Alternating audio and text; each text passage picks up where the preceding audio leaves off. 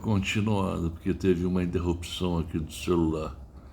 Eu me lembro bem que eu tinha dentro do meu Fusca uma frase que dizia: nada nem ninguém nos pertence, tudo na vida é passageiro. Até então não tinha religião nenhuma, não tinha confiança que hoje tenho absoluta no socorro da espiritualidade de Deus, de Jesus, dos bons espíritos. Aí quando meu pai faleceu em casa, depois de muito sofrimento, né? Eu dava soco no coração dele para reanimá-lo, mas ele já estava falecido. E quando eu estive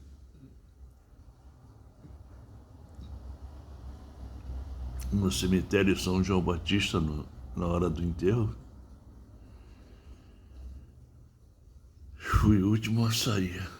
Eu tenho uma afinidade muito forte com meu pai.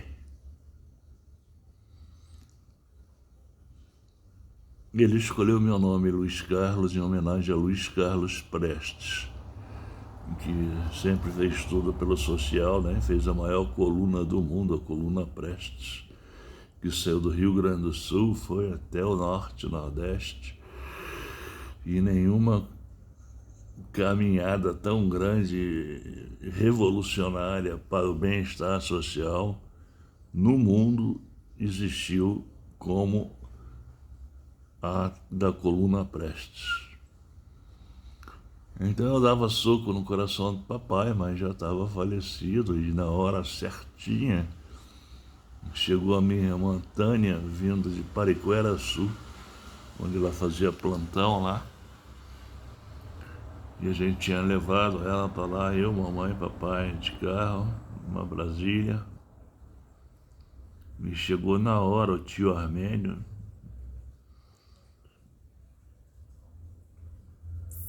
E na hora que acabou o enterro, né, que ele foi colocado numa gaveta no São João Batista, e estava eu e o Salvador Ferri, pai da minha amiga Virgínia Ferri. Ficamos nós dois ali por último, né? E eu não aceitei de forma alguma, acabou tudo aqui, não creio, mas não creio mesmo. Que Deus é esse que permite a pessoa sofrer e acaba tudo? Não, isso não é verdade. Então eu me lembrei do que eu tinha no Fusca, né? A frase: nada nem ninguém nos pertence, tudo na vida é passageiro. E o Salvador também eram muitos amigos dos meus pais. A gente jogava cartas na casa do Salvador, eles jogavam cartas na nossa casa. E a Virgínia também é uma pessoa maravilhosa, que hoje faz aniversário, né, Virgínia? Dia 23. Parabéns para você, muita saúde, força, fé, tudo de melhor. Que a paz de espírito permaneça sempre com você. O Salvador também, né, como um grande amigo, falou lá pro moço lá do cemitério: toma muito bem conta aqui do Rubano, do cadáver do Rubano. Coloque flores, e deu um dinheiro para pagar esse serviço que ele pediu, por amor ao meu pai que ele tinha, né? Graças a Deus, eu fui convidado pela minha vizinha, Dulce, que era espírita,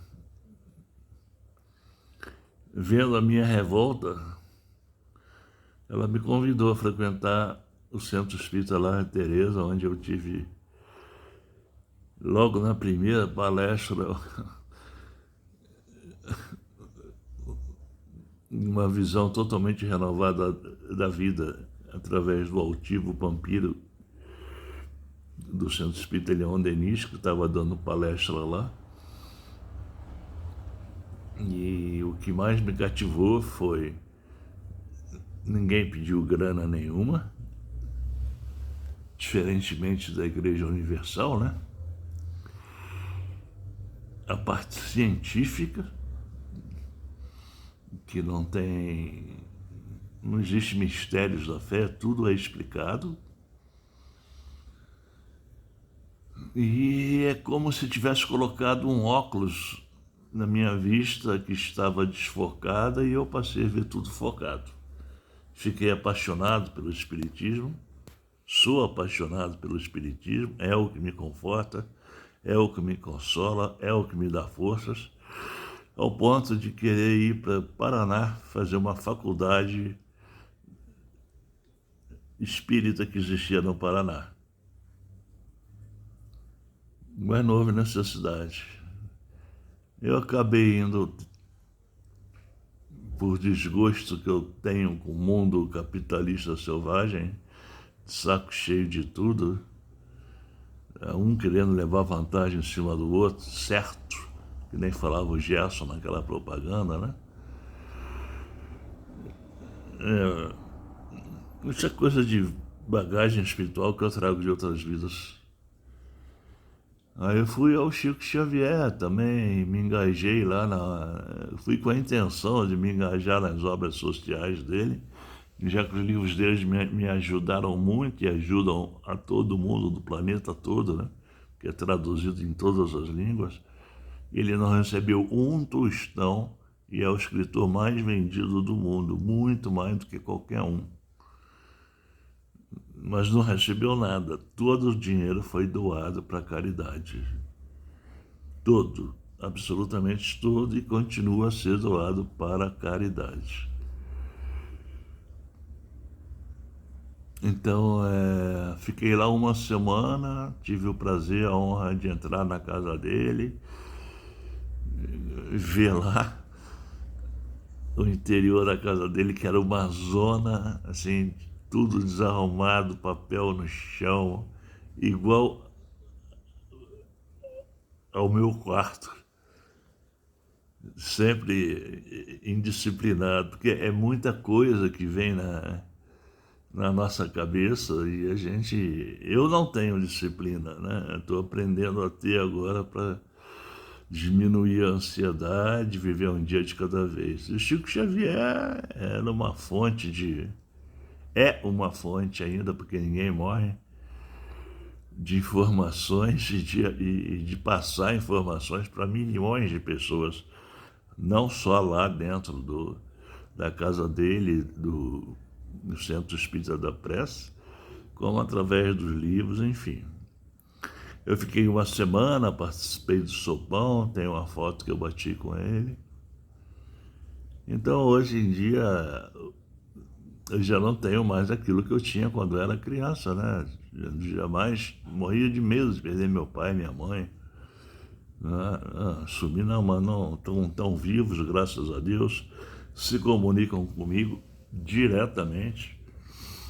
Eu tenho uma mediunidade bem acentuada e se comunicam também através de centros espíritas. Mandam mensagens em centros espíritas idôneos, né? Que falam coisas que só mesmo o próprio espírito deles saberiam a meu respeito, coisas íntimas, pessoais, que não deixa a menor dúvida, né? Aliás, a primeira informação espiritual que eu recebi foi quando eu era comissário de bordo da Cruzeiro do Sul e Varig. Varig tinha acabado de comprar a Cruzeiro do Sul e eu, com 24, 25 anos de idade, voei pelo Brasil todo, no Boeing 737 da Cruzeiro, e sobrevoava a Amazônia todinha. A gente saía do Rio de Janeiro, fazia Rio, Campo Grande, Porto Velho, Manaus. Ficávamos hospedados no Hotel Amazonas, aí no dia seguinte a gente pegava o avião e fazia Manaus e Iquitos, no Peru. Isso sobrevoando toda a floresta amazônica, era uma maravilha. e Iquitos, no Peru, e aí voltava para Manaus. E tinha que ser ainda com luz do sol, porque em Iquitos, no Peru, o aeroporto não tinha luz, era um aeroporto bem primitivo ainda.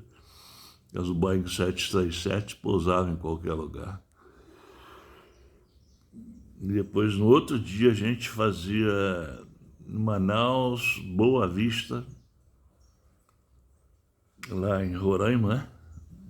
É muito bonito, Boa Vista, não tem esse nome à toa não, porque a vista é maravilhosa. Em Boa Vista, a gente retornava para Manaus. Numa dessas viagens eu vim com o Jorge Ben e o Calbi Peixoto. O Calbi Peixoto me paquerou dentro do avião. Você falava, Conceição, eu me lembro muito bem. Eita, Calbi. E o Jorge Benjor também, né? Enfim, aí fazia mais um pernoite no Amazonas, eram 6 dias de voo. Era o voo mais comprido e que mais dava renda para gente, que a gente ganhava por quilometragem, como comissário de bordo. Diferentemente da Varig, que ganhava por horas, a gente ganhava por distância percorrida. Além do salário fixo, tinha um adicional da distância. E aí no outro dia a gente fazia Manaus, Belém, fazia o último pernoite em Belém, e no dia seguinte a gente saía de Belém e ia para Macapá, sobrevoando por cima da ilha de Marajó. Você via aquela manada de búfalos enorme de cima do avião, e aí Macapá a gente voltava direto para o Rio de Janeiro, fazendo escala em São Paulo e Rio de Janeiro, e terminava essa viagem de 6 dias, que era a viagem que mais dava renda para a gente. E eu pulei de um assunto para outro, porque é meu jeito de ser esse mesmo, minha maneira de ser é essa. Começou com meu pai, terminou com a aviação. Eu espero que possa ser útil a quem estiver escutando aí de alguma forma. Ninguém morre, tá? Absolutamente não existe a morte. Cada um tem um entendimento da Bíblia diferenciado, senão não existiam as religiões com entendimentos diferenciados. A Testemunha de Jeová entende que não pode doar sangue, enquanto o próprio Cristo deu o sangue dele por nós. Não tem lógica, viu, Testemunha de Jeová? E os evangélicos, que eu adoro todos, não estou criticando ninguém, cada um tem o seu entendimento e o seu valor, tudo tem o seu valor, todos nós. Não aceitam imagens, fotografias. Já a Igreja Católica aceita, né? E o Espiritismo também aceita. E o Espiritismo não é nada diferente das outras religiões em termos de crer, ter fé em Jesus Cristo. Só que de uma maneira mais pautada na ciência. Eu, por exemplo, não aceito nada que a minha mente não possa aceitar. Então, essa coisa de mistérios da fé da Igreja Católica, céu e inferno, para mim não me diz nada. Não existe céu e inferno. Céu e inferno está dentro da nossa cabeça. Ficar deitado, dormindo eternamente em berço esplêndido depois de morto, também não existe, porque o próprio Jesus Cristo fala na Bíblia que meu Pai trabalha até hoje e eu trabalho também. Então, a vida é ação constante. Bom, não estou aqui para pregar nada, mas ao mesmo tempo também gosto de pregar, passar fé, principalmente para as pessoas que estão em desespero e pensam em se suicidar, porque não vão conseguir se suicidar. Vão tirar a vida e vão passar por muito maior sofrimento depois.